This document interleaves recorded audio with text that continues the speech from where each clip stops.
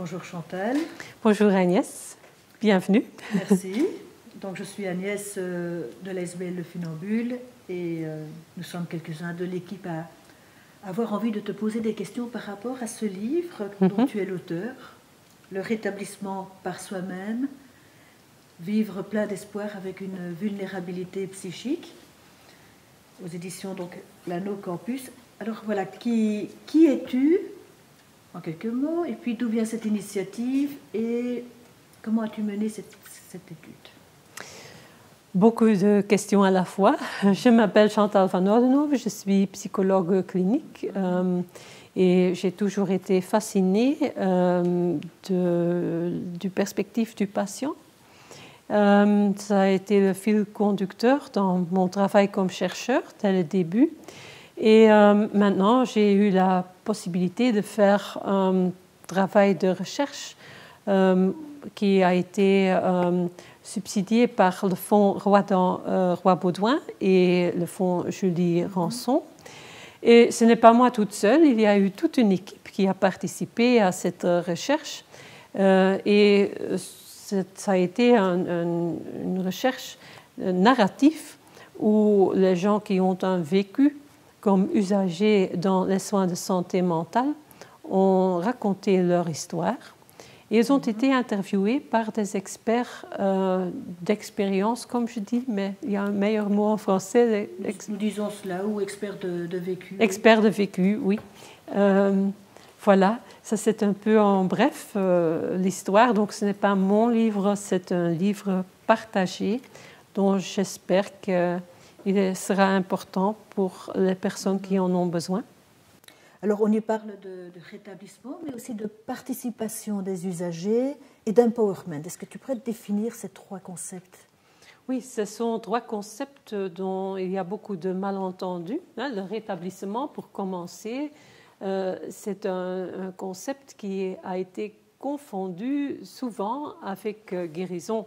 Et ce n'est pas la même chose. Le rétablissement, c'est un processus de nouveau sens qu'on donne dans sa vie, un processus qu'on peut seulement faire soi-même. Pendant que guérir, c'est quelque chose qui est plutôt guérir d'une maladie, qui est plutôt quelque chose dans lequel les professionnels peuvent jouer un très grand rôle. Donc là, c'est très important qu'on introduise ce nouveau concept qui est fort lié à la participation.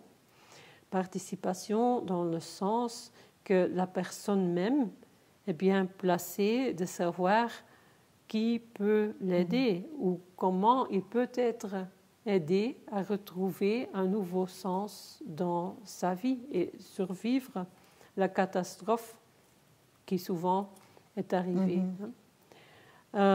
Et donc, le troisième concept aussi, c'est l'empowerment.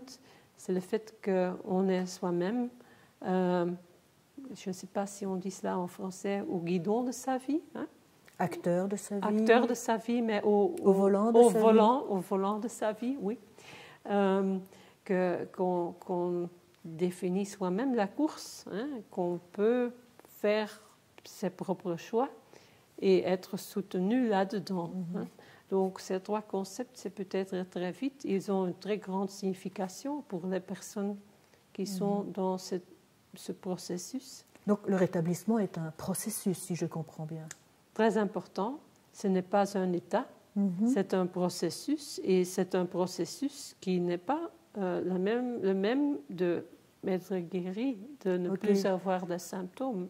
Donc, cela veut dire, si je comprends bien, que c'est possible de retrouver une vie riche de sens, de retrouver sa place dans la société, une place gratifiante, que ce soit un emploi, que ce soit une formation, que ce soit un bénévolat, etc.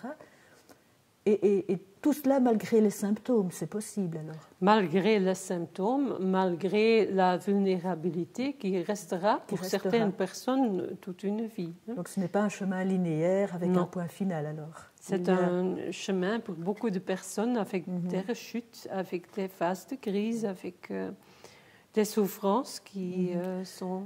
Mais justement, en parlant de phases, quelles sont les grandes étapes de ce processus de rétablissement? Eh bien, je crois que ces phases sont différentes pour chaque personne. Hein. Il n'y a pas un nombre de phases qu'on peut définir pour tout le monde. Mais et ces phases ne se suivent pas toujours dans le même ordre. Mais la phase de crise est une phase que plusieurs personnes vont reconnaître. C'est une phase dans laquelle les symptômes d'une maladie mentale sont très fort présents et où parfois il y a des choses qui arrivent qui sont très traumatisantes. Par exemple, être hospitalisé sans qu'on sait pourquoi. C'est être... Quand nous sommes dans le tunnel. Quand on est dans le tunnel noir. Le désespoir total. C'est ça.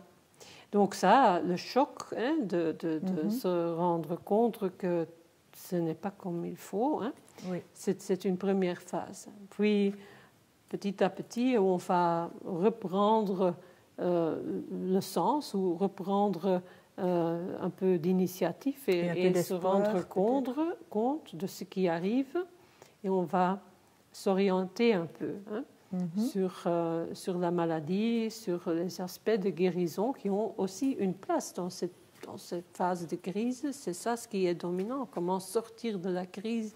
Et l'aide médicale, surtout avec des moyens pharmacologiques, est très important. Mais après, ce sera beaucoup plus dans l'échange avec les aidants proches, avec les professionnels, avec aussi souvent un grand rôle pour les experts de vécu. Ce sera très important de reconnaître ce qui est arrivé et comment continuer.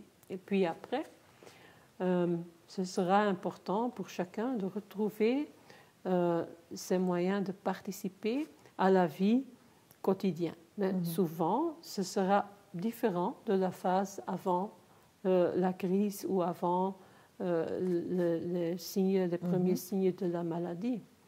Et participer comme citoyen, ça peut être beaucoup de choses. Vous avez déjà mentionné l'emploi, la formation, mais aussi avoir un rôle comme membre de famille, par exemple, être la mère de quelqu'un, être le fils ou la fille, c'est très important pour certaines personnes. Ok.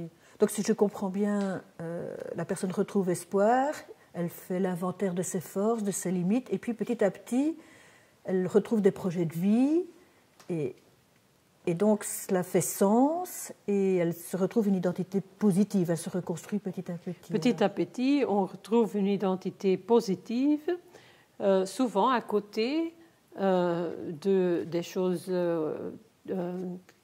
qu'on a perdues.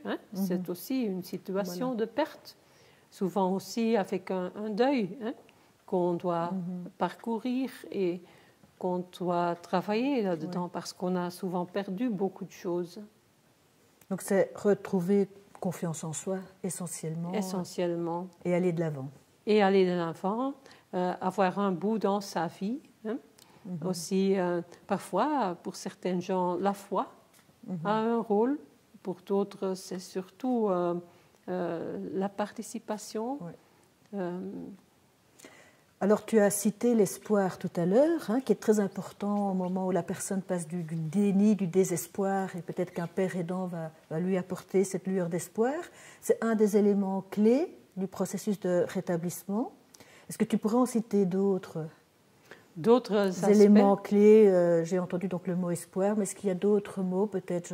Est-ce que les liens, par exemple, est-ce que la relation, c'est aussi un élément clé? Oui, je pourrais vous donner l'exemple, par exemple, une des exemples qui a été décrit dans le livre est celle de Martha, qui décrit très fort où l'aide de son mari et la foi de son mari dans sa phase de crise a pour lui été vraiment très, très important pour retrouver un sens dans sa vie elle-même. Oui. Et puis après, elle a pu constater que aussi son employeur lui a repris dans le travail à bras ouverts, en recommençant avec un travail au niveau bénévole, mais pour après retrouver sa place comme directeur dans un institut assez grand. Donc ça, ces choses sont pour une personne très, très importantes. Oui.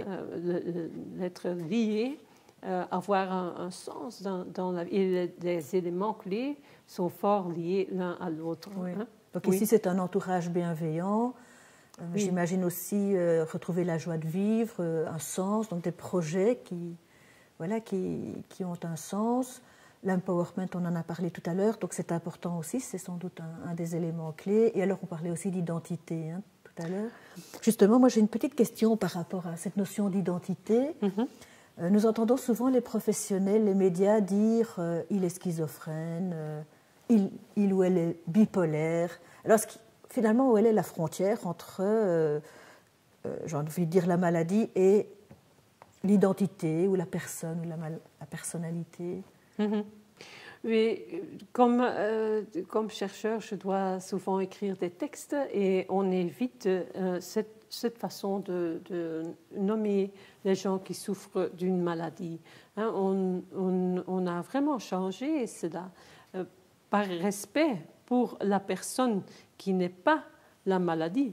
On souffre d'une maladie, on a une vulnérabilité pour un certain type de maladie mentale, mais on n'est pas la maladie mentale. Donc on va systématiquement décrire des textes dans le sens et aussi dans des présentations la personne qui souffre de schizophrénie ou la personne avec les signes de démence, par exemple, des choses pareilles. Donc dans le livre, Chantal, il y a peu d'obstacles qui sont mentionnés. Bon, il y a quelques personnes qui parlent bien de la stigmatisation. Est-ce que c'est vraiment une volonté au départ de ne parler finalement que des catalyseurs, ce que nous appelons les catalyseurs, les usagers, enfin les leviers en tant qu'usagers? Oui, ça a été vraiment l'objectif de cette recherche narrative. Pourquoi? Bien parce qu'on est convaincu qu'on connaît déjà beaucoup sur les perspectives déficit sur la maladie mentale. C'est la perspective dominante.